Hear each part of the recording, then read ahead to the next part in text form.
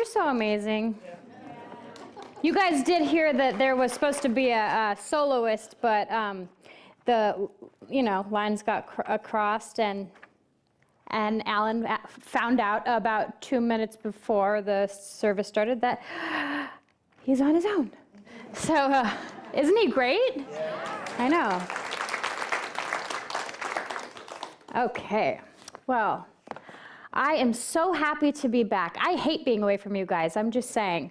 Even though it was for a good reason. I was in Mississippi spending time with Michael's mom. Her name's Ann, and she is feisty and spunky, and she is from the deep South, and she's got this drawl that like makes you feel like you have to listen to her, or else.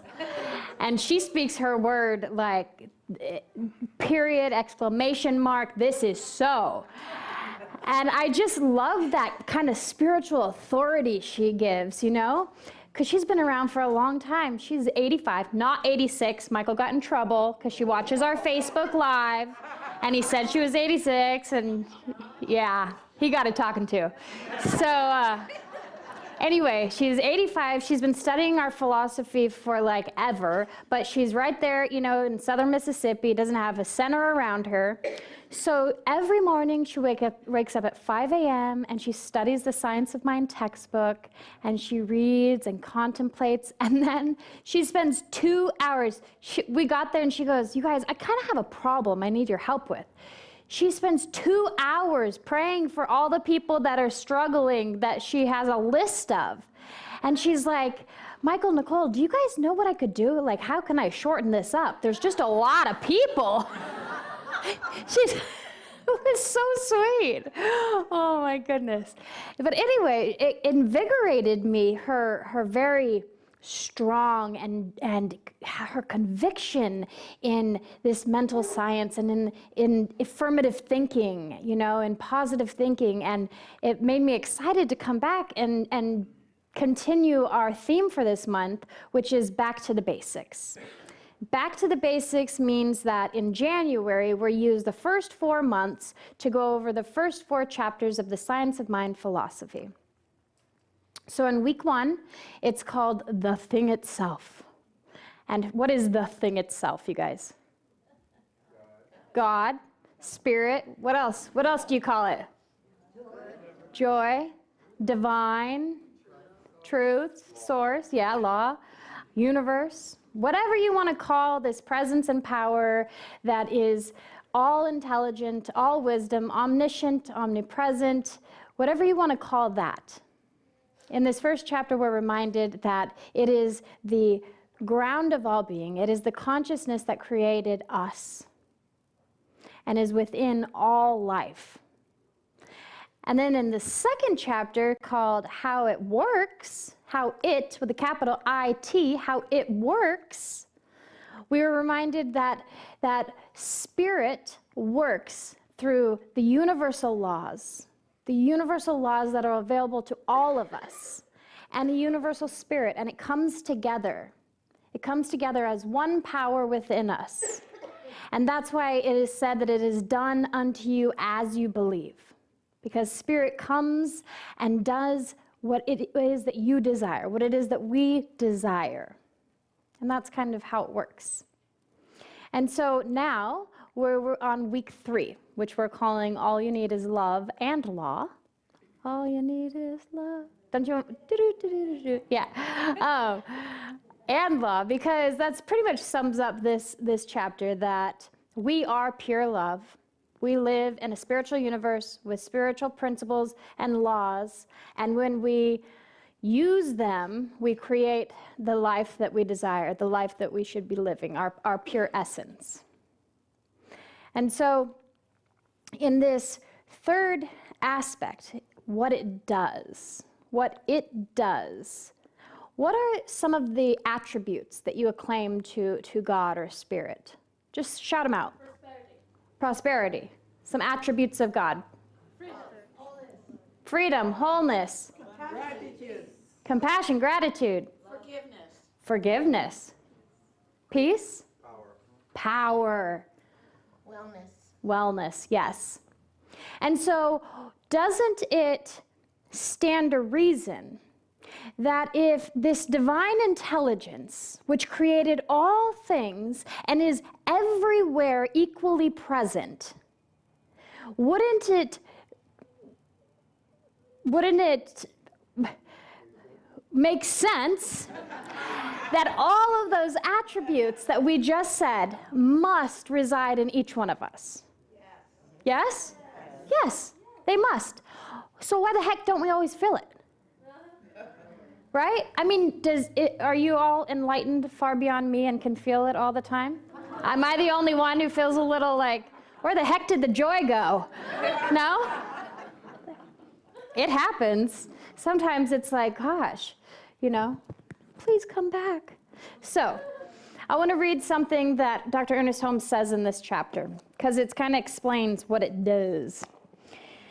And so it says, perhaps the simplest way to state the proposition is to say that we are surrounded by mind or intelligence that knows everything, that the potential knowledge of all things exists in this mind, this divine mind, that the abstract essence of beauty, truth, and wisdom coexist in the mind of the universe, and that we also exist in it.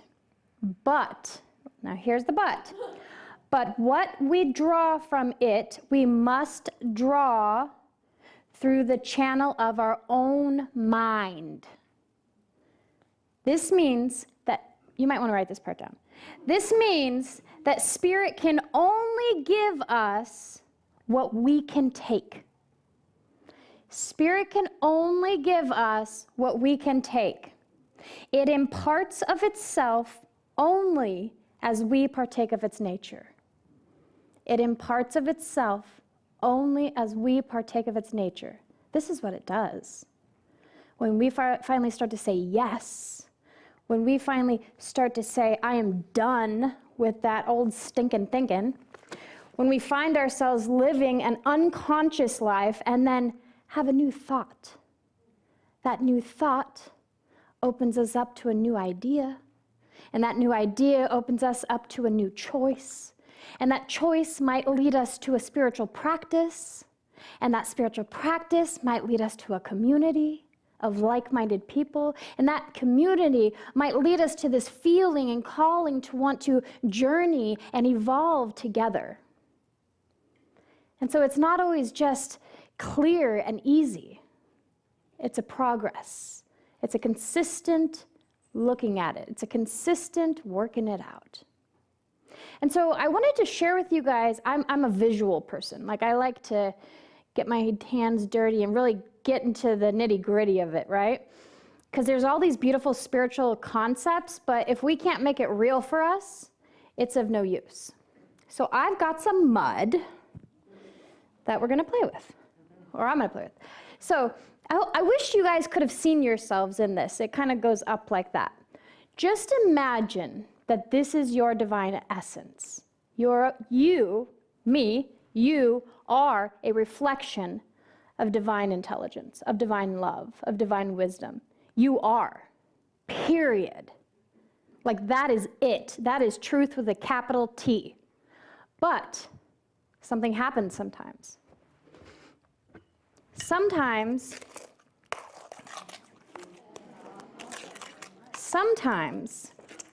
somebody says something to us like, you need to grow up, or you're not smart enough, or you're not thin enough.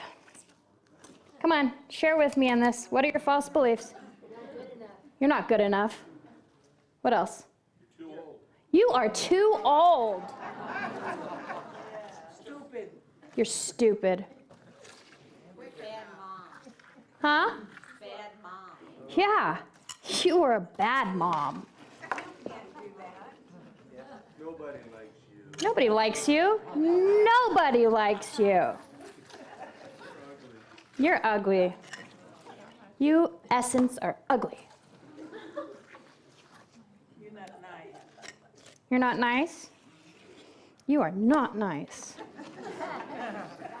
Okay.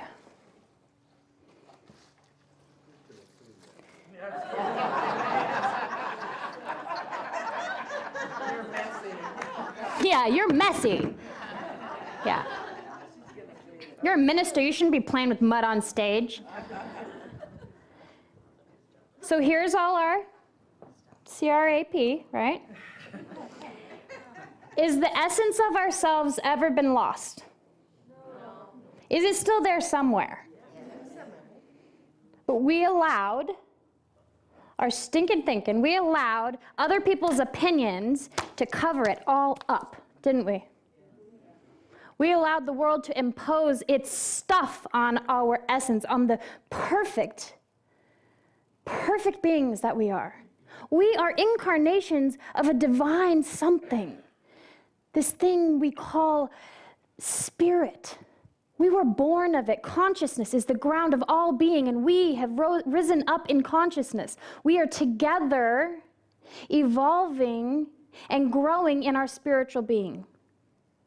So what happens? This is what it does. This is what it does, spirit.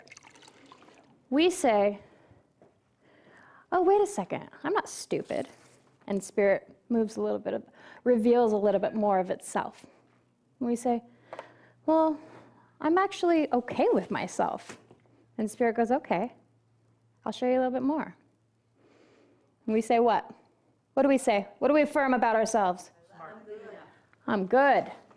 I'm smart. Really nice. Huh? You are really nice. You are really nice. I'm perfect, whole, and complete. Yep. I am perfect, whole, and complete. Now, this might be where many of us are at this point, right? We can kind of see the truth of who we are. We're kind of feeling it, but there's still some things to work on. There's still some gunk to unveil, right? There is none of us, not any one of us in here needs to be healed. Not one of us needs to be healed. What needs to happen is a revelation, a revealing of our essence, a revealing of who we are. And we do that when we say to this mud, I'm over it. I'm over you. I can't think small anymore. It's not worth it. My life is too important. I don't care what anybody else says. That's when it starts clearing up and we start seeing, oh. And then when we see it in ourselves, we can start seeing it in others. And so what I so desire for you to remember is that you have the authority, the spiritual authority right here and right now to have a new thought. To say, I'm done buying into it. And I get to choose. You get to choose. We get to choose another way, a better way. And that's all I have to say. Thank you. Amen. Amen.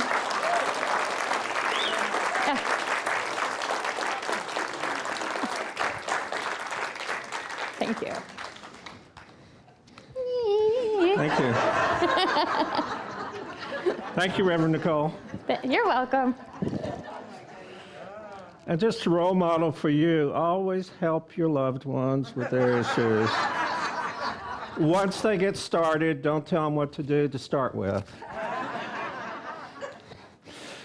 But it's a wonderful Sunday. It's a powerful Sunday. And this is one of the best times of the year because you know how much I'm proud of our principals and how I think we got the best map of reality of the spiritual and metaphysical and physical world of any religion I know. And it's a powerful week of Sundays. So last Sunday, how many of you guys were here last Sunday? So Reverend Carol explained to you what the metaphysical definition of being born again was. And this Sunday, this looks like a spiritual facelift to me. So we have a true California congregation, all born again, and a lot of them have had facelifts, right? Yeah, but this is a great topic. We're talking about the principles. And we say it's back to the basics, but that's an understatement. There's nothing basic about it. There's nothing little about it. It's certainly foundational, but I think it's transformational. And what we're talking about here is the concepts that we always go back to of love and law. And in our foundations class, we had our first class, we talked about the principles. And the principle of love, which is this essence of who you are on the clean part of the mirror, it's this power of the divine embracing you. It's the power to create things. But it's more than an embrace, because what it is you are the divine in expression. So you aren't this isolated drop somewhere in the ocean. You're the entire ocean in this beautiful, unique drop of the divine that you are. You're powerful beyond measure. But where does the mud come from? The mud is like the physical experience that we have, and it's limited to physical laws, and it obeys things. But where does the mud come from? And why do we keep putting it there? So I want to use some of Dr. Holmes's teachings. In 1929, he was asked, before the first edition of the Science of Mind magazine, to write statements about what we believe. He came up with 11 of them. And the first one I'll use, you've heard me say many a Sunday morning opening. He said this: we believe in the direct revelation of truth through our intuitive and spiritual nature, and that anyone may become a revealer of truth who lives in contact with the indwelling God. So that's powerful. Why is it so powerful? Because you're not dependent on any organization, any pope, any rabbi, any minister, any practitioner. You have a direct pipeline to God, and pipeline isn't the right analogy. You're this essence of the divine, and all you got to do is scrub away those false beliefs, and you will find that. But we're living in a physical world. We always say here, consciousness is the ground of all being, because in the modern physics, it says you stand at the precipice of decisions, and you see out there, we each see out there every day, the potential for all that's good, all that's bad, and everything in between. And what collapses that potentiality into reality is our choice. So we're at a choice, and the law is what turns the idea of thought into reality. All the law is knows how to create something in the image of thought it's put in. So everything is twice created. First in the mind, and then the law automatically creates the equivalent in the physical world. So if you think muddy, you're going to get muddy. If you think pure, if you think from on high, your life is going to unfold like that. But how do we get rid of the mud? I want to use another one of his statements to help us with that. It also says this: we believe in the healing of the sick and the transforming of conditions by the power of this mind. So our best spiritual practice that we have here is the power of our mind. Because the body is always changing. The body is always transient. The body is always slippery. And there was a study that found that in 1 year, 90% of our cells died and had to be all replaced. And the same study said in 2 years, effectively 100% of the old body that we are had to be replaced. But our body is affected by a lot of things, by our environmental choices, by our exercise level, but the most important thing it's affected by is by our awareness of this crystal part of us, by our awareness of who we really are.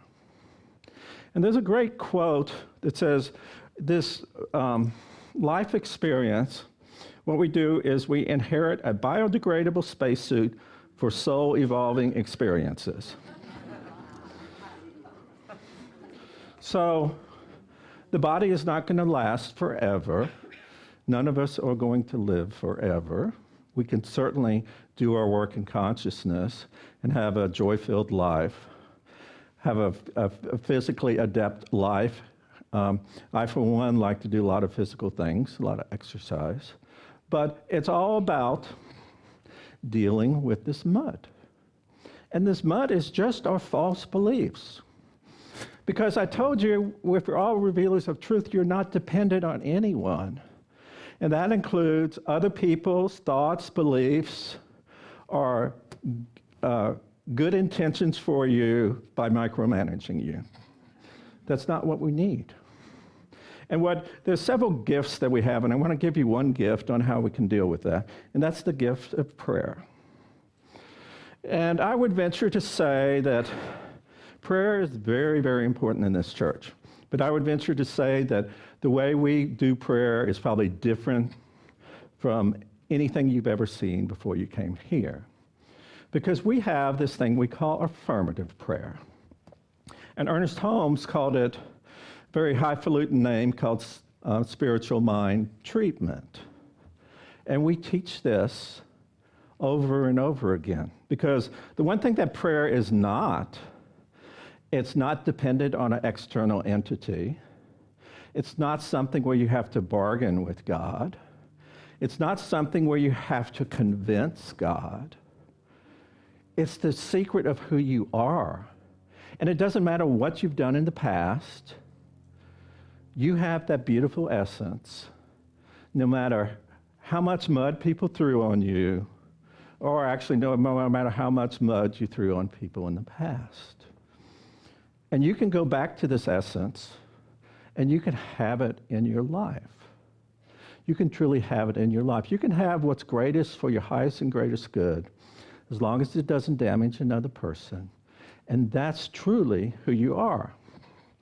And I said I wanted to give you one gift, and the gift of prayer is what I want to give you.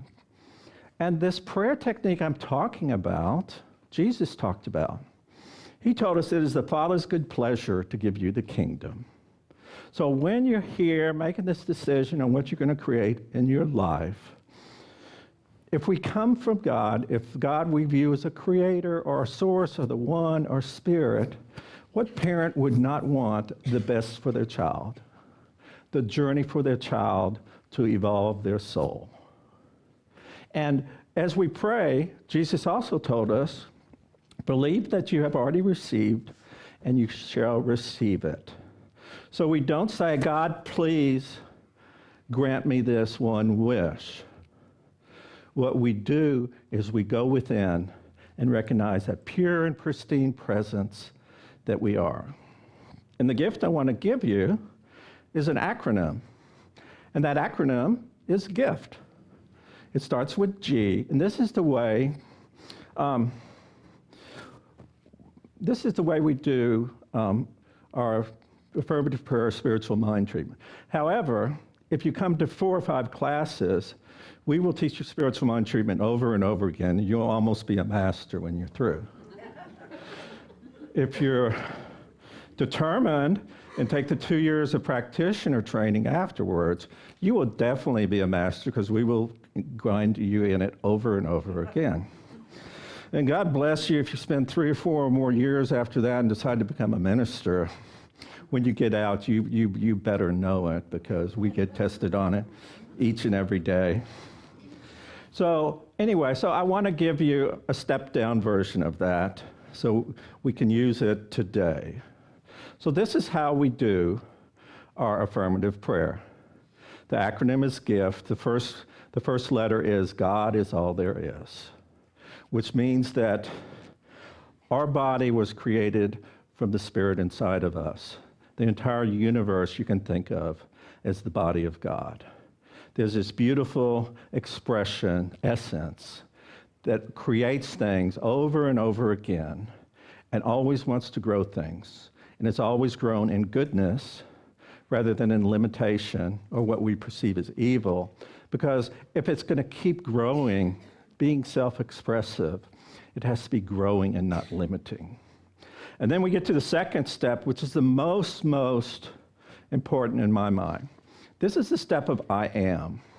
This is the step we all can know that there's a power greater than us in the universe. But this is the step where we have to realize that power actually is us. We are that essence of the divine. We are whole, we're perfect, we're complete, right where we stand. We stand on holy ground right now. Then you move to the third step, which is, I call, from this moment forward.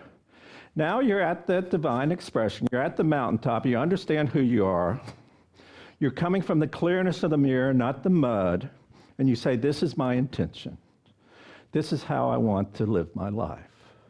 This is how things are going to be, because I'm whole, I'm perfect, and I know the truth about who I am. I've just forgotten it for a while. And then you get to the final step, and it's Thanksgiving and just letting go of it all. So this final step is, if you know it's the truth, you don't have to go back and revisit it and wonder if it really is the truth. You don't have to pull that little seedling up, look at the roots, and then wonder why it didn't grow when you put it back in the ground. No, this is who you are. This is the power of who you are. And I love each and every one of you. And when I see you being in touch with your power, using these principles that we have, I'll support you there every bit of the way. And it just really, really warms my heart. Thank you.